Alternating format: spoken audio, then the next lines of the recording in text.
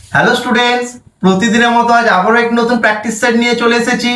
আজকের এই প্র্যাকটিস সেটে বাছাই করা গুরুত্বপূর্ণ কিছু জিকে প্রশ্ন আলোচনা করা হবে, যেগুলি আপকামিং সমস্ত কম্পিটিটিভ এক্সামের জন্য হেল্পফুল হবে।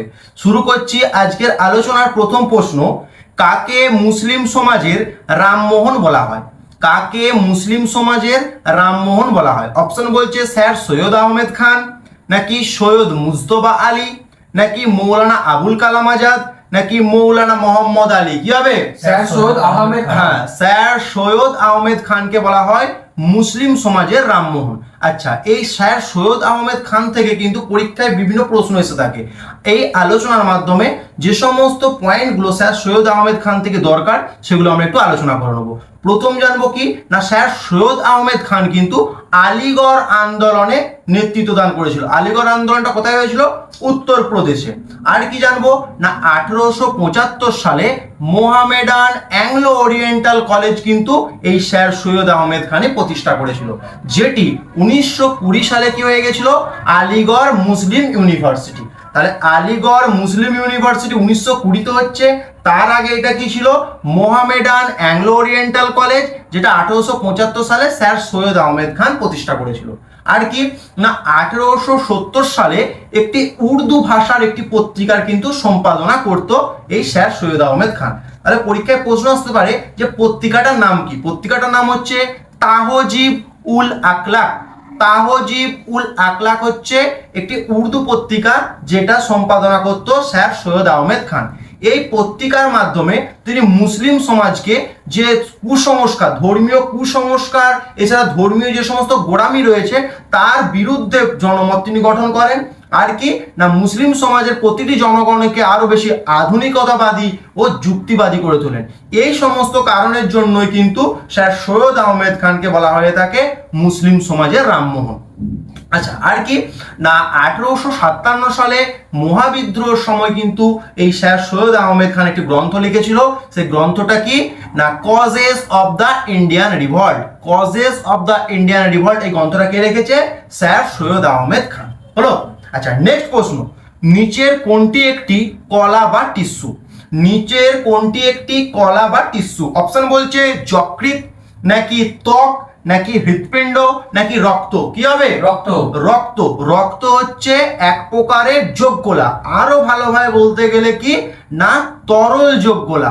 আরো ভালোভাবে বলতে গেলে কি, রক্তের পিএইচ এর মান 7.4, অর্থাৎ মৃদু বা অল্প বা স্বচ্ছ তরল ক্ষারীয় যোগকলা। আচ্ছা, যোগকলা কি? আগে কলা কি না, একই ধরনের কাজ করে সেই সমস্ত কোষগুলোকে নিয়ে তৈরি হয় কলা, আর একই ধরনের কাজ করে এই সমস্ত কলাগুলোকে নিয়ে তৈরি হয় এক একটা অঙ্গ।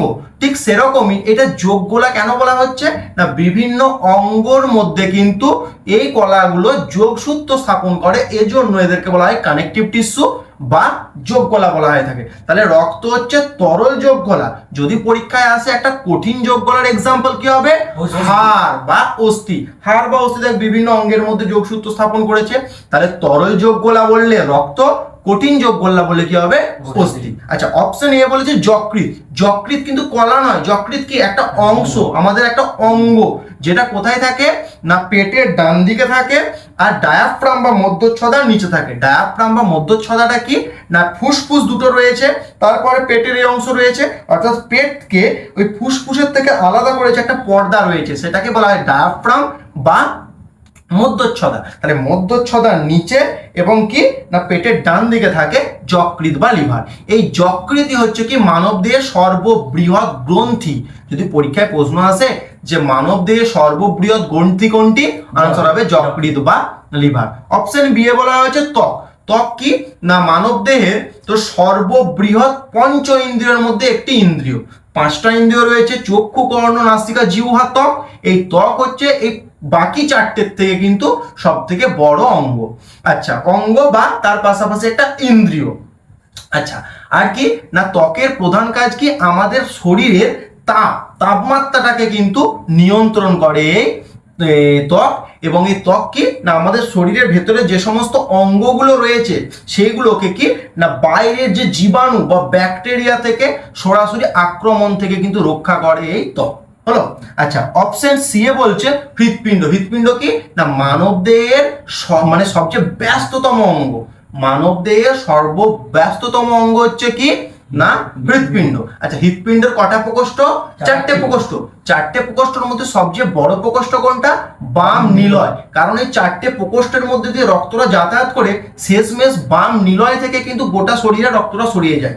তাই বাম নিলয়টা কিন্তু সব থেকে বড় হয় এবং এখানে এত রক্ত বেশি থাকার জন্য এই অংশে কিন্তু বা এই প্রকোষ্ঠে সবচেয়ে রক্তের চাপটাও বেশি। তাহলে পরীক্ষায় প্রশ্ন আসতে পারে হৃৎপিণ্ডের চারটি প্রকোষ্ঠের মধ্যে কোন প্রকোষ্ঠ সব থেকে বড় এবং কোন প্রকোষ্ঠের চাপ বেশি? দুটোই আনসার হয়ে যাবে কি বাম নিলয়। হলো। আচ্ছা, আর আরেকটা বল, এই টিস্যু যেহেতু বা কলা নিয়ে আলোচনা করলাম, কলা সংক্রান্ত পড়াশোনা বা কলা সংক্রান্ত অধ্যয়নকে কি বলা হবে? হিস্টোলজি। কোষ সংক্রান্ত পড়াশোনাকে সাইটোলজি, আর টিস্যু বা কলা সংক্রান্ত পড়াশোনাকে বলা হবে হিস্টোলজি। আচ্ছা, নেক্সট কোয়েশ্চেন, মেওয়াতি ঘরানার প্রতিষ্ঠাতাকে? মেওয়াতি ঘরানার প্রতিষ্ঠাতাকে? এই যে ঘরানাগুলো এসএসসি সবচেয়ে ফেভারিট স্ট্র্যাটেজিকের মধ্যে পড়ে, ঠিক আছে? তাহলে বলছে মেওয়াতি ঘরানার প্রতিষ্ঠাতাকে। অপশন বলছে আব্দুল করিম খান, নাকি ওস্তাদ ঘাগ্গে নাজির খান, নাকি ওস্তাদ আল্লাদিয়া খান, নাকি হাজি সুজন খান। কি হবে? ওস্তাদ ঘাগরে নাজির খান। ওস্তাদ ঘাগ্রে নাজির খান হচ্ছে মেওয়াতি ঘরানার প্রতিষ্ঠাতা। আচ্ছা, ঘরানা কি না এক একটা স্টাইল, নাচ বল গান বল, দেখবি সব জায়গার কিন্তু এই স্টাইলগুলো এক হয় না, বিভিন্ন স্থানে বিভিন্ন রকম স্টাইল প্রচলিত। এই যে এক একটা স্টাইল ভালোভাবে বুঝতে পারবি, আমাদের ওয়েস্ট বেঙ্গলে যেমন গানগুলো চলে, নিশ্চয়ই পাঞ্জাবে কিন্তু সেরকম গান চলে না। এই যে আলাদা এক একটা স্টাইল, এক একটা প্যাটার্নে কিন্তু তারা গানগুলো করে বা নৃত্য করে, হ্যাঁ, এবং তবলা আর যে সমস্ত বাদ্যযন্ত্র বাজায় সেগুলোও কিন্তু এক একটা স্টাইলে বাজায়। ওই এক একটি স্টাইলে কি বলা হয়ে থাকে? এক একটি ঘরানা। সেরকম মেওয়াতি ঘরানা সেটা কোথায় রয়েছে না হরিয়ানা এবং রাজস্থান ওই সাইডে, অর্থাৎ উত্তর পশ্চিম ভারতে কিন্তু এই মেওয়াতি ঘরানাটা রয়েছে। এই মেওয়াতি ঘরানার হচ্ছে প্রতিষ্ঠাতা হচ্ছে ওস্তাদ ঘাগ্গে নাজির খান এবং তার ভাই ওস্তাদ ওয়াদিদ নাজির খান। যদি অপশনে ঘাগ্গে নাজির খান না থাকে তাহলে অবশ্যই তার অপশন মানে ওই অপশনের পরিবর্তে তার ভাই অর্থাৎ ওস্তাদ ওয়াদিদ নাজির খান থাকবেই থাকবে, ঠিক আছে? তাহলে তোর ওস্তাদ ঘাগ্গে নাজির খান বা তার ভাই ওস্তাদ ওয়াদিদ নাজির খান, এই দুজন কি ধরা হয়ে থাকে কি না মেওয়াতি ঘরানার প্রতিষ্ঠাতা। তাহলে এই ঘরানাতে বা এই স্টাইলিতে কারা কারা গান করে না দুজনের মাথায় রাখবো, দুজনের নাম, একটা হচ্ছে পণ্ডিত যশোরাজ আর একটা হচ্ছে রতন মোহন শর্মা। তাহলে রতন মোহন শর্মা, পণ্ডিত যশোরাজ, এরা হচ্ছে কি মেওয়াতি ঘরানা স্টাইলে তারা গান করে। আর এই মেওয়াতি ঘরানা স্টাইলটা কে শুরু করেছে বা কে আবিষ্কার করেছে না ঘাগ্গে নাজির খান আর তার ভাই ওয়াদিদ নাজির খান। আচ্ছা, অপশন এ আছে আব্দুল করিম খান। আব্দুল করিম খান কিন্তু কিরানা ঘরানাতে মানে সূত্রপাত করেছে বা কিরানা ঘরানার কিন্তু আবিষ্কারক হচ্ছে আব্দুল করিম খান। এই কিরানা ঘরানাটা কোথায় দেখা যায় না উত্তরপ্রদেশে দেখা যায়। আর এই স্টাইলে কারা কারা গান করে না সব থেকে ইম্পর্টেন্ট প্রভা আত্রে আর গাঙ্গুবাই হাঙ্গাল আর একটা হচ্ছে তোর ভীমসেন যোশী। ভীমসেন যোশী কিন্তু এই কিরানা ঘরানার মানে শিল্পী ছিল। তাহলে কিরানা ঘরানা শিল্পী কে কে? ভীমসেন যোশী, গাঙ্গুবাই হাঙ্গাল, প্রভা আত্রে, আর এই ঘরানা অর্থাৎ কিরানা ঘরানার প্রতিষ্ঠাতাকে আব্দুল করিম খান। হলো। আচ্ছা, আর আছে কি ওস্তাদ আল্লাদিয়া খান, যেটা হচ্ছে আত্রৌলি ঘরানার প্রতিষ্ঠাতা। আত্রৌলি ঘরানার প্রতিষ্ঠাতাকে না ওস্তাদ আল্লাদিয়া খান। আত্রৌলি ঘরানাটা কোথায় রয়েছে? রাজস্থানের জয়পুরে কিন্তু আত্রৌলি ঘরানা রয়েছে। এই ঘরানার সাথে দুজন বিখ্যাত শিল্পী যুক্ত, সেটা কি না মল্লিকা অর্জুন মনসুর এবং কিশোরী আমানকার। যদি পরীক্ষায় প্রশ্ন আসে কিশোরী আমানকার কোন ঘরানার সাথে যুক্ত ছিল, আনসার হবে আত্রৌলি ঘরানা। আচ্ছা, যদি বলা হয় কে প্রতিষ্ঠা করেছে, ওস্তাদ আল্লাদিয়া খান। আচ্ছা, অপশন ডি আছে হাজি সুজন খান। হাজি সুজন খান কিন্তু আগ্রা ঘরানার প্রতিষ্ঠাতা। আগ্রা ঘরানার প্রতিষ্ঠাতা হাজি সুজন খান। এর সাথে যুক্ত কোন শিল্পী রয়েছে অর্থাৎ আগ্রা ঘরানার সাথে যুক্ত রয়েছে ওস্তাদ লতাফত খান। একবার সবগুলোকে বলে দিচ্ছি। প্রথমে মেওয়াতি ঘরানার প্রতিষ্ঠাতা হচ্ছে কে না ওস্তাদ ঘাগ্গে নাজির খান এবং তার ভাই ওস্তাদ ওয়াদিদ নাজির খান। এর সাথে যুক্ত রয়েছে রতন মোহন শর্মা আর রয়েছে পণ্ডিত যশোরাজ। তাহলে মেওয়াতি ঘরানা হলো। এরপর আছে কিরানা ঘরানা, যেটা উত্তরপ্রদেশে রয়েছে। এই ঘরানার প্রতিষ্ঠাতাকে আব্দুল করিম খান। এর সাথে যুক্ত রয়েছে কে কে? গাঙ্গুবাই হাঙ্গাল রয়েছে, প্রভা আত্রে রয়েছে, আর ভীমসেন যোশী রয়েছে কিরানা ঘরানার সাথে যুক্ত। আচ্ছা, আর কি আছে না আত্রৌলি ঘরানা। আত্রৌলি ঘরানার প্রতিষ্ঠাতা কে বললাম? ওস্তাদ আল্লাদিয়া খান। আর কে সাথে যুক্ত কে আছে? মল্লিকার্জুন মনসুর আর হচ্ছে কিশোরী আমানকার।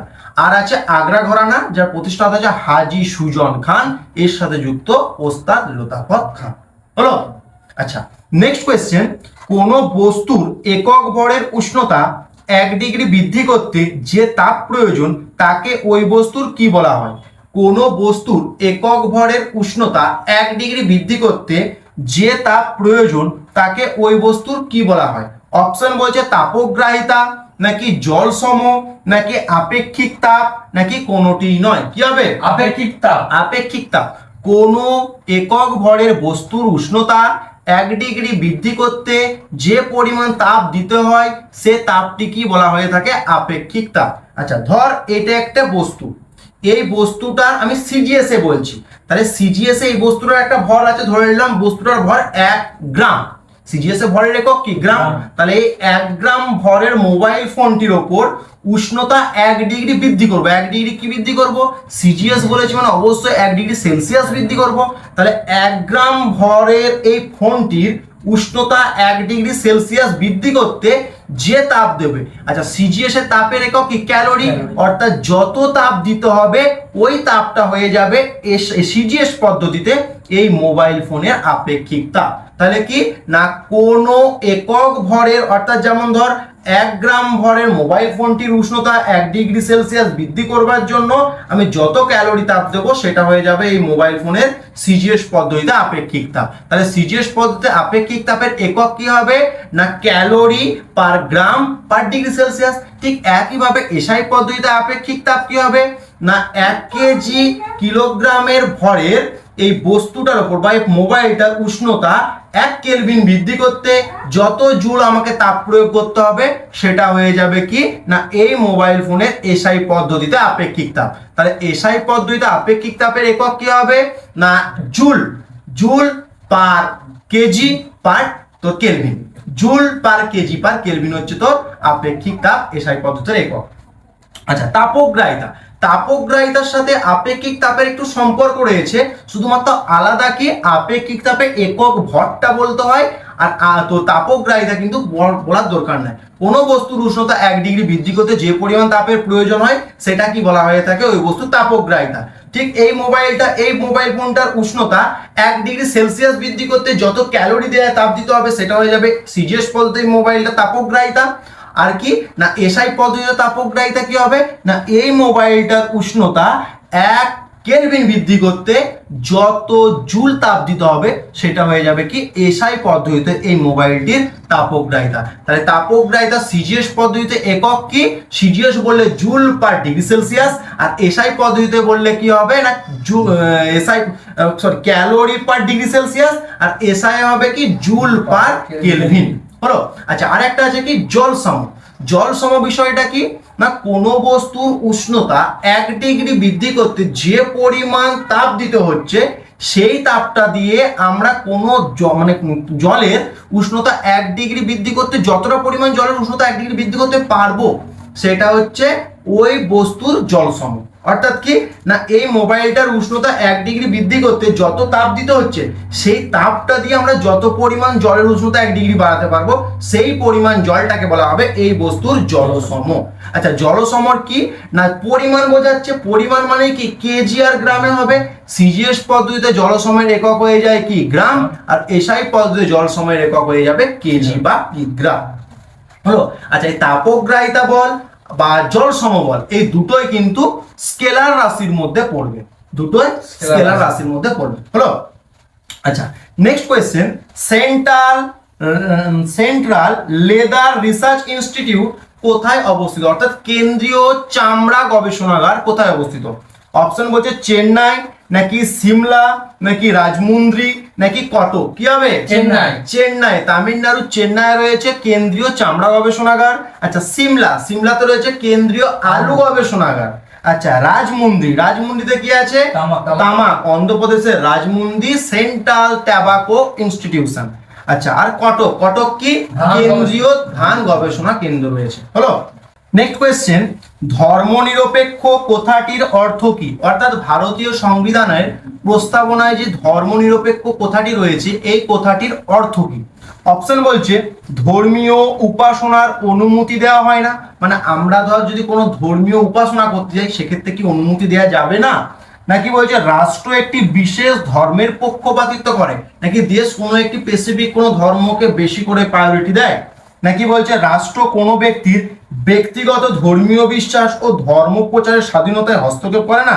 অর্থাৎ আমার যে ধর্ম রয়েছে আমি সেই ধর্মটা গ্রহণ করতে পারি এবং সেটাকে কি না অনুষ্ঠান করতেই পারি এবং কি ধর্ম প্রচার করতে পারি, এই সমস্ত বিষয়গুলো বলছে, নাকি কোনোটি নয়? কি হবে? Option C. অপশন সি, অর্থাৎ কি আমার যে ধর্ম ভালো লাগবে আমি সেই ধর্ম গ্রহণ করতে পারি এবং কি না সেই ধর্ম কিন্তু সবারই কাছে আমি প্রচার করতে পারি।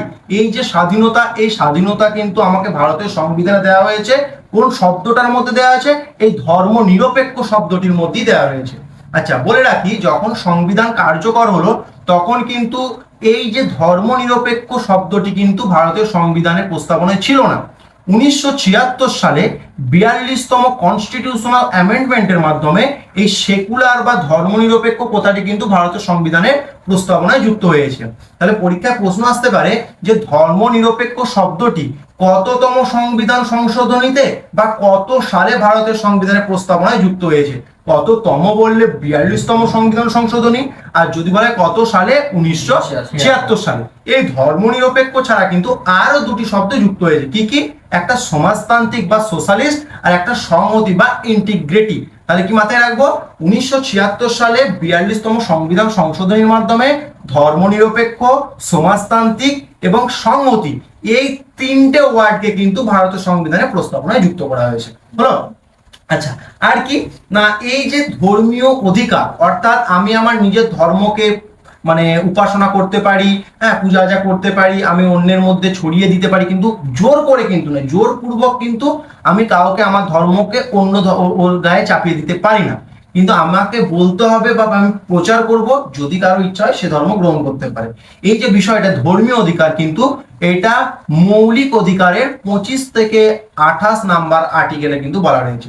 যদি পরীক্ষায় প্রশ্ন আসে ভারতীয় সংবিধানের কত নাম্বার ধারায় যে ধর্মীয় অধিকার অর্থাৎ ধর্মীয় স্বাধীনতার কথা বলা হয়েছে, আনসার হবে কি 25 থেকে 28 নাম্বার আর্টিকেলে। হলো? আচ্ছা, নেক্সট কোয়েশ্চেন, নিম্নলিখিত কোন বিবৃতিটি অশুদ্ধ? নিম্নলিখিত কোন বিবৃতিটি অশুদ্ধ? অর্থাৎ আমি 4টে বিবৃতি বলছি, তার মধ্যে তোরা তখনই বলে দিবি যে সেটা ঠিক না ভুল। প্রথম অপশন বলছে চাঁদ থেকে পৃথিবীতে আলো আসতে সময় লাগে 1.2 সেকেন্ড, অর্থাৎ 1.2 সেকেন্ড সময় লাগে চাঁদ থেকে পৃথিবীতে আলো আসতে। এটা ঠিক না ভুল? ঠিক। কারণ কি, যদিও চাঁদের নিজস্ব আলো নেই তবুও কি না সূর্যের আলোটা প্রতিফলিত হয়ে চাঁদ থেকে পৃথিবীতে আসতে কিন্তু 1.2 সেকেন্ডই সময় লাগে, তাহলে এটা ঠিক। আর কি বলছে না পৃথিবীর কাছে যখন চাঁদ আসে তখন সে অবস্থাটাকে সুপার মুন বলে। এটা ঠিক না ভুল? সুপার মানেই কি বড়, অর্থাৎ আমরা আগে পড়েছি যে পেরিহিলিয়ান আর অ্যাপিহিলিয়ান, অর্থাৎ অনুসর অপসর কি না যখন সূর্য এবং পৃথিবীর মধ্যে দূরত্ব কমা বাড়া হবে সেই দুটো অবস্থানকে অপসর অবস্থান আর অনুসর অবস্থান বলা হয়। ঠিক একইভাবে চাঁদ আর পৃথিবীর মধ্যেও দূরত্ব কিন্তু সর্বদা সমান থাকে না। কেন না উপবৃত্তাকার বা ইলিপ্টিক্যাল তার অরবিটটার জন্য কিন্তু দূরত্ব সর্বদা সমান থাকে না।